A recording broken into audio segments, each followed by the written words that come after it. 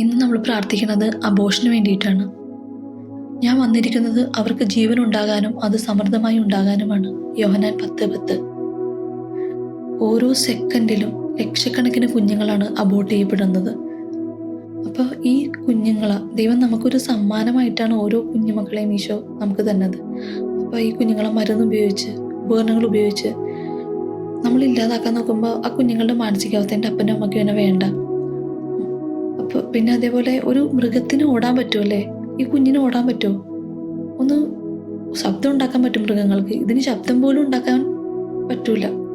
അപ്പോൾ ഈ കുഞ്ഞുങ്ങളെ നമ്മൾ ഇല്ലാതാക്കുമ്പോൾ ഈ ലോകത്തു നിന്ന് തന്നെ അവരെ ഇല്ലാതാക്കുമ്പോഴത്തേനും പിന്നെ നമ്മുടെ ഒരു കൈ നോക്കിയേ, അതിൻ്റെ എല്ലാ വിരലുകളും വരുമ്പോഴാണ് അതിൻ്റെ ദൗത്യം പൂർത്തിയാക്കാൻ പറ്റുന്നത്.